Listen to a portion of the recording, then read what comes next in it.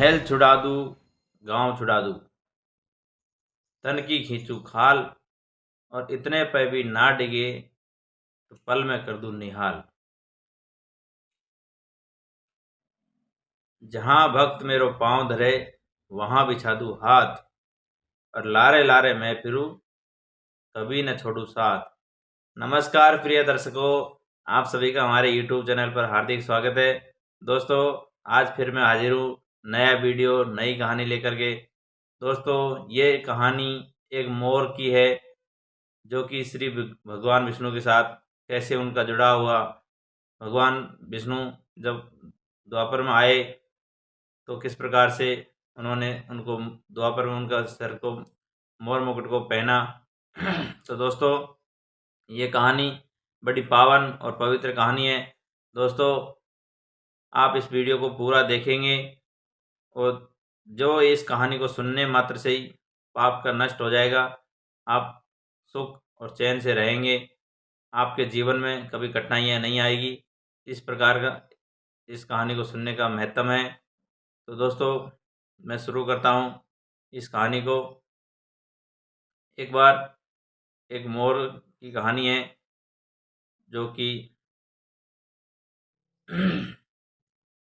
दोस्तों, जो भी भगत भगवान विष्णु का सच्चे दिल से नाम लेते हैं और वो परीक्षा में पास हो जाते हैं, उनको भगवान श्री हरि अपने मुकुट पर धारण करते हैं, मतलब उनको स्वर्ग में जगह देते हैं, अपने चरणों में जगह देते हैं, कभी उनको दुख नहीं आने देते। तो दोस्तों, इस प्रकार की ये कहानी है। जो भी मित्रगण हमारे चैनल से नए जुड़े हैं, वो इस चैनल को सब्सक्राइब करके रखें, बेल आइकन को ऑन कर ले। दोस्तों, प्राचीन काल के समय में एक ऋषि थे, जो कि जंगल में गहन तपस्या करते थे, भगवान श्री हरि का नाम लेते थे और हमेशा विष्णु मंत्र इनके कानों में चलता रहता था, मुख में चलता रहता था। और इनके आश्रम में गाय रहती थी, उनकी सेवा करते तथा परिंदों को दाना पानी डालते। इस प्रकार से इनका जीवन काल चल रहा था। दोस्तों, इस कहानी के दो पहलू है, जो कि अलग अलग शास्त्रों में इसको अलग अलग तरह से बताया गया है। प्रिय मित्रों, एक बार धरती पर असुर का संख्या बढ़ जाता है और वो लोगों को विष्णु भक्तों से परेशानी होती है। जहाँ भी उनको विष्णु भक्त मिलते, ढूंढ ढूंढ के उनको मारना चालू कर देते। असुर लोगों ने जितने भी विष्णु भक्त मिले, जो भी लोग भगवान का नाम लेते हैं, उनको बंदी बना लेते, मारते, पीटते और उनको नष्ट कर देते। इस तरह से एक एक विष्णु भक्त को वो लोग परेशान करने लगे। फिर उनमें से एक विष्णु भक्त हुआ, जो कि कहता है कि महल छुड़ा दूँ, गाँव छुड़ा दूँ, तन की खींचूँ खाल, और इतने पर भी ना डिगे, पल में कर दूँ निहाल। दोस्तों, विष्णु भगवान कहते हैं कि जो भगत इस प्रकार से मेरी पूजा आराधना करता है, उसको मैं कभी कष्ट नहीं होने देता हूँ। और जो लोग घमंड करते हैं, मिथ्या वहम करते हैं, निंदा चुगली करते हैं, उन सबको मैं जरा देर में राजा से रंक बना देता हूँ। तो दोस्तों, ये संदेश है साफ साफ सभी के लिए कि भगवान विष्णु, श्री हरि, दुर्गा माता, जिसको भी आप मानते हैं, किसी एक के ऊपर आप श्रद्धा रखेंगे, एक के ऊपर विश्वास रखेंगे, उस एक के अलावा दूसरा कोई नहीं है इस दुनिया में। भगवान कहते हैं कि जहाँ भक्त मेरो पाँव धरे, वहाँ बिछा दूँ हाथ, और लारे लारे मैं फिरूँ, कभी न छोड़ूँ साथ। दोस्तों, एक बार भगवान की परीक्षा में जो लोग पास हो जाते हैं, कहते हैं किसी भी काम को आप 12 साल तक करेंगे तो आपको एक न एक दिन नियम से करेंगे तो उसमें सफलता प्राप्त होती है। ये मैं नहीं कहता, पुराने ज़माने से चली आ रही है। कहते हैं कि 12 साल में तो बूढ़ा की भी फिरती है, जहाँ पे गोबर कूड़ा कचरा डाला जाता है, उसका भी एक समय आता है। दोस्तों, इस तरह की कहानी में आगे मैं लिए चलता हूँ कि जो असुर लोग थे, वो धरती पर हाहाकार मचा दिए, चारों तरफ मार काट करते करते उस जंगल में पहुँच जाते हैं, जहाँ पर वो श्री हरि का भक्त, विष्णु भक्त, वो ऋषि तपस्या में लीन था, आराधना में लीन था। हमेशा उसके शरीर से, रोम रोम से एक ही चीज़ निकलती, विष्णु भगवान के मंत्र, विष्णु भगवान के नाम। अब दोस्तों, ये सब देख करके असुरों ने उनको बहुत परेशान किया और उसको मारना पीटना चालू किया। लेकिन उसको इतना कष्ट देने के बाद भी कभी भी वो अपना विष्णु भक्त था, नाम लेना नहीं छोड़ा। अब दोस्तों, असुरों ने गुस्से में आकर के उसके शरीर को, उसके सिर को धड़ से अलग कर देते हैं।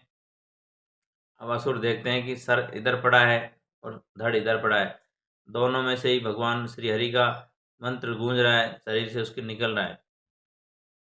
अब असुर भी इसको देख करके परेशान हो गए कि किस प्रकार का ये असुर है, किस प्रकार का ये ऋषि है जो विष्णु भक्त का अभी भी इसके शरीर से निकल रहा है। अब प्रिय दर्शकों, असुरों ने क्या किया, उसके धड़ को खींच करके उसके पैरों को अग्नि में जलाना चालू कर दिया, अग्नि में डाल दिया। उसकी बेचारे की चमड़ी जल गई, खाल का जो मांस था वो सब जल गया पैरों का। लेकिन अभी भी उसके शरीर से अनवरत श्री हरि का नाम निकल रहा है, विष्णु का नाम निकल रहा है, मंत्रों का जाप चालू है। दोस्तों, ये सब देख करके असुर लोग बड़े परेशान हो गए कि कैसा ये आदमी है जो अभी इसके शरीर से नाम ख़त्म ही नहीं हो रहा है। उसकी हड्डियां दिखने लगी दोस्तों बिल्कुल। अब उधर जो सर का भाग था उसको भी उन्होंने एक धारदार हथियार से बिल्कुल बाल को खाल के साथ नोच लिया और इधर खाल को अलग छोड़ दिया, मुंडी अलग हो गई, खोपड़ी। तो दोस्तों, रोम रोम में उसके भगवान श्री हरि का नाम बसा हुआ था। उसके शरीर को छत विक्षत कर दिया, टुकड़े टुकड़े कर दिए, लेकिन वो अभी भी नाम लेता रहा। इतना सब कुछ करने के बाद असुर लोग परेशान हो गए, वहाँ से चले जाते हैं और सोचते हैं कि अभी इसके पास कोई आएगा नहीं इस अवस्था में, और ये नाम अगर लेता भी है तो लेने दो, पड़ा रहने दो। असुर लोग छोड़ करके चले जाते हैं। उधर श्री हरि देखते हैं कि मेरे किसी भक्त के ऊपर संकट आया हुआ है, हाहाकार मच रहा है धरती लोक पर। भगवान श्री हरि का सिंहासन थर्रा जाता है और वो देखते हैं अपने अंतर ध्यान से, तो उन्हें मालूम चलता है कि मेरे भक्तों पर संकट आया हुआ है।